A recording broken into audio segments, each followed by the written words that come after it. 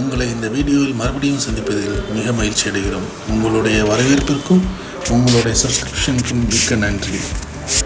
இதுவரைக்கும் நாங்கள் வீடியோவில் உங்களுக்கு போட்டிருக்கிறது என்னென்னா, எப்படி சார்தாம் யாத்ராவுக்கு நீங்கள் உங்களை ப்ரிப்பேர் பண்ணிக்கணும், எந்த மாதிரி ரிஜிஸ்டர் பண்ணிக்கணும், எந்தெந்த வகையில் நீங்கள் ட்ராவல் பண்ணலாம், என்னென்னலாம் நீங்கள் பேக்கில் பேக் பண்ணி வச்சுக்கணும், கவர்மெண்ட் ரெகுலேஷன் என்ன, எல்லா விஷயங்களையும் மல்டிபிள் வீடியோவில் நீங்கள் பார்த்துருப்பீங்க. இப்போ நான் உங்களுக்கு முதலாக சார்தாம் யாத்ராவில் முதல் கோயிலான யமுனோத்ரி பற்றி பேச போகிறோம்.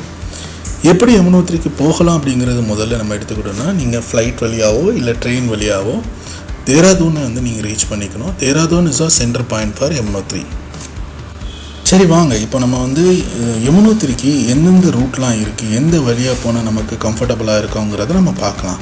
யமுனோத்ரியை ரீச் பண்ணுறதுக்கு நமக்கு 3 வழி இருக்குது. ஒன்று தேராதூன் வழியாக போகலாம், இல்லைனா ஹரித்வார் வழியாக போகலாம், இல்லைனா ரிஷிகேஷ் வழியாக போகலாம். இப்போ தேராதூன் வழியாக போனோன்னா 180 கிலோமீட்டர்ஸ் நம்ம ட்ராவல் பண்ண வேண்டியது இருக்கும்.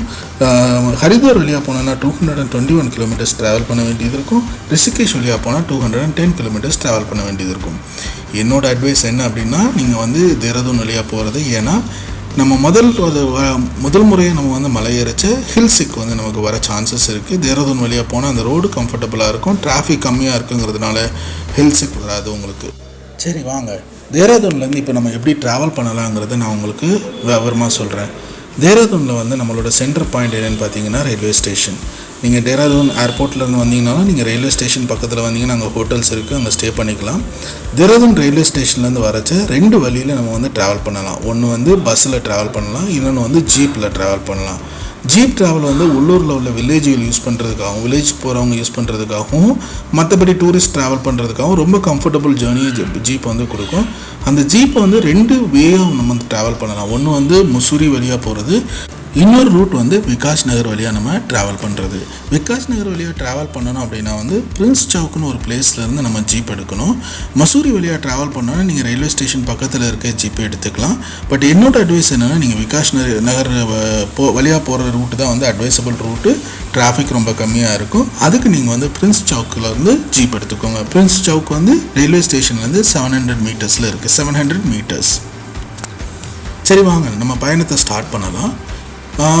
தேராதூனில் இருந்து நம்ம யமுனோத்ரி போகிறதுக்கு ஒரு 5 ஹவர்ஸ்லேருந்து 6 hours 30 minutes ஆகும். ஏன்னா ரோடு கொஞ்சம் சின்ன ரோடாக இருக்கிறதுனால முன்ன பின்ன ஆகும். ஸோ ஒரு நாள் ட்ராவல் அப்படின்னு நம்ம பிளான் பண்ணிக்கணும். நம்ம போகிற இடம் யமுனோத்ரி டைரெக்டாக போக மாட்டோம். ஜானகி செட்டி அப்படிங்கிற ஊரில் போய் தான் ட்ரக் நிற்கும், ஜீப் நிற்கும். அங்கே தான் நம்ம ஸ்டே பண்ணுறதுக்கு ஹோட்டல் எடுத்துக்கணும். வாங்க, இப்போ நம்ம ஜானகி செட்டியில் இறங்கிட்டோம். ஜானகி செட்டியில் ஸ்டே பண்ணுறதை விட அதுலேருந்து ஆப்போசிட்டில் கொஞ்சம் தூரம் கூட இல்லை, கர்சாலி அப்படின்னு ஒரு கிராமம் இருக்குது. கர்சாலி கிராமம் எந்த கிராமம் அப்படின்னா 6 மாதம் யமுனோத்ரி பூஜை பண்ணுற இடம் மேலே இருந்தாலும் 6 மாதம் குளிர்காலத்தில் பனி காலத்தில் கர்சாலி கிராமத்தில் இருக்க கோயிலில் தான் அவங்க பூஜை பண்ணுவாங்க. ஸோ கர்சாலி கிராமம் என்னென்னா, அங்கே உள்ள பண்டிதர்கள் எல்லாமே ஸ்டே பண்ணுற கிராமம் கர்சாலி கிராமம் தான்.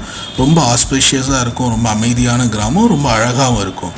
அங்கே சனி பகவானுக்குன்னு ஒரு டெம்பிள் இருக்குது. அந்த டெம்பிள் ரொம்ப ரொம்ப விசித்திரமானதும் ரொம்ப அழகான பழமையான டெம்பிளும் கூட. அந்த டெம்பிளில் சில அற்புதங்கள் இருக்குது, அற்புதங்கள் நிகழுது அப்படின்னு சொல்லிட்டு அந்த ஊரில் இருக்க கிராமவாசிகள் எல்லாம் சொல்கிறாங்க. என்னென்னா, எவ்ரி பௌர்ணமிக்கு அந்த கோயில் மலைக்கு உள்ளே இருந்து, அந்த கோயிலுக்கு உள்ளே இருக்கிற மலையில் இருந்து மணி சத்தம் கேட்கும் அப்படின்னு சொல்கிறாங்க. அது இதுவரைக்கும் நடந்துக்கிட்டே இருக்குதான். இப்போவும் அந்த ஆச்சரியமான சம்பவங்கள் எவ்ரி பௌர்ணமிக்கு நடந்துக்கிட்டு இருக்குது. அங்கே இருக்க பண்டிதர்களும் கிராமவாசிகளும் சொல்கிறாங்க. நீங்கள் தேராதூனில் மார்னிங் ஸ்டார்ட் பண்ணிங்கன்னா ஈவினிங்குள்ளே நீங்கள் கர்சாலி கிராமத்துக்கு வந்துடலாம். அந்த கிராமங்களில் உள்ள கோயில்களை நீங்கள் பார்த்துட்டு அங்கேயே ஸ்டே பண்ணிக்கலாம். அங்கேயே நிறையா ஸ்மால் ஹோம் ஸ்டேஸ் இருக்குது. 2 bedroom home stay, single bedroom home stay அந்த மாதிரி இருக்குது. நல்ல ஹாட் வாட்டர் வரும், உங்களுக்கு நல்ல கம்பளி கொடுப்பாங்க, ஃபுட்டும் நல்லாயிருக்கும், அங்கே நீட்டாகவும் இருக்கும் ரூம்ஸ் எல்லாமே. ஸோ நீங்கள் கம்ஃபர்டபுளாக நைட் அங்கே ஸ்டே பண்ணிவிட்டு ஏர்லி மார்னிங் வாக்கிங் ஸ்டார்ட் பண்ணிங்க அப்படின்னா உங்களுக்கு கம்ஃபர்டபுளாகவும் இருக்கும். ரொம்ப ரொம்ப எக்ஸ்பீரியன்ஸ் நல்லா நல்லாவும் இருக்கும். வாக்கிங் அப்படின்னு சொல்லிங்கன்னா ஹசாலி கிராமத்தில் இருந்து நம்ம ட்ரக்கிங் பண்ணுறது வந்து யமுனோத்ரி கோயிலுக்கு 5 கிலோமீட்டர் ட்ரக் பண்ண வேண்டியது இருக்கும்.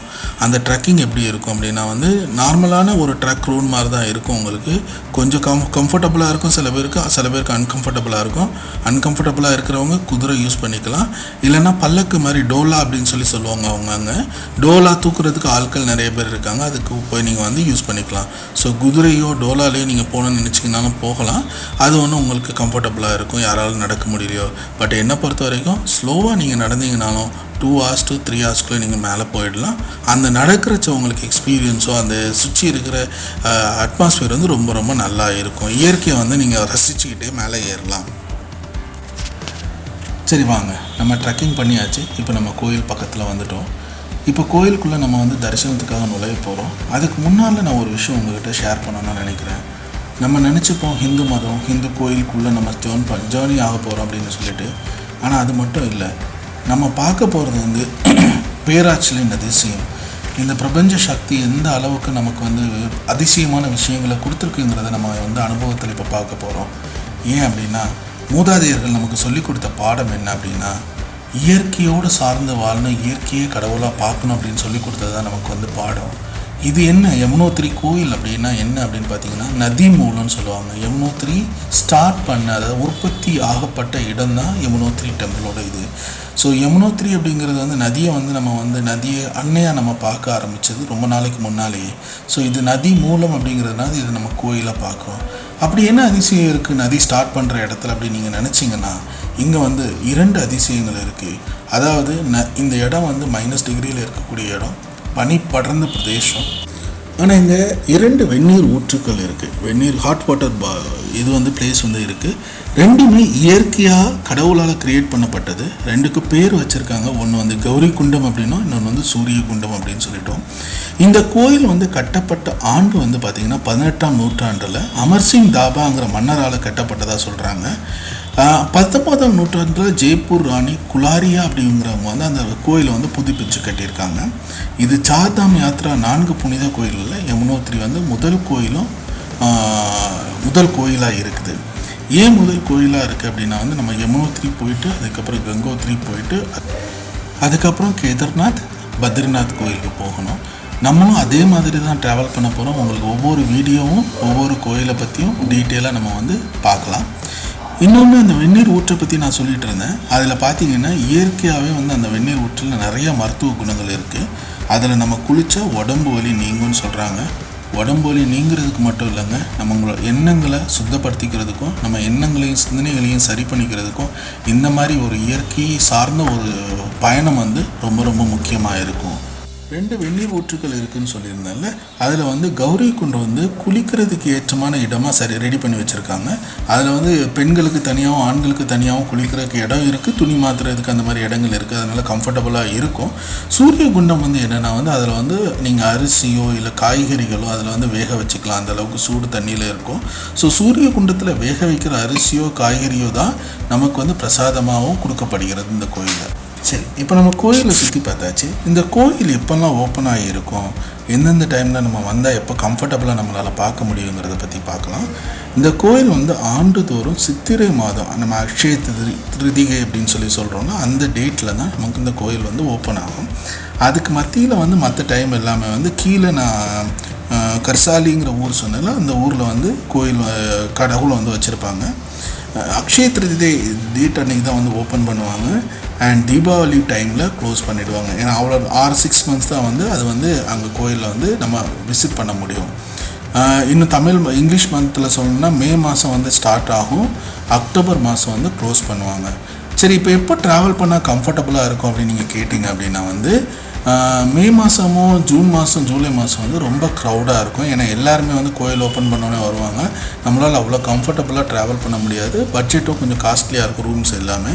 என்னை பொறுத்த வரைக்கும் என்னோடய பர்சனல் அட்வைஸ் என்னென்னா, செப்டம்பர் மாதம் வந்தீங்கன்னா ரொம்ப கம்ஃபர்டபுளாக ரிலாக்ஸாக, க்ரௌடு கம்மியாக இருக்கும், பட்ஜெட்டும் கம்மியாக இருக்கும், ரூம்ஸ் எல்லாம் ரிலாக்ஸாக நீங்கள் பார்த்துட்டு போகலாம். என்னோடய அட்வைஸ் வந்து செப்டம்பர் மந்த் வர்றது கம்ஃபர்டபுளாக இருக்கும்னு சொல்லுவேன். இந்த யமுனோத்ரியோட பயணம் உங்களுக்கு பிடிச்சிருக்கும்னு நினைக்கிறேன். உங்களுக்கு ஒரு விதமான எக்ஸ்பீரியன்ஸை கொடுத்துருக்கோன்னு நான் நம்புகிறேன். வாழ்க்கையில் ஒரு முறையாவது ஹிமாலயாவுக்கு ஒரு ட்ரிப் போனுங்க. யமுனோத்ரியும் போய் பாருங்கள். உங்களுக்கு பிடிச்ச மாதிரி உங்களுக்கு பிடிச்ச இடமா இது இருக்கும்னு நான் நம்புகிறேன். இந்த வீடியோ உங்களுக்கு பிடிச்சிருந்துச்சுன்னா லைக் பண்ணுங்கள், சப்ஸ்கிரைப் பண்ணுங்கள், ஷேர் பண்ணுங்கள். நம்ம அடுத்த வீடியோவில் கங்கோத்ரியோட உங்களோட சேர்ந்து நானும் பயணப்பட ஆவலாக இருக்கேன்.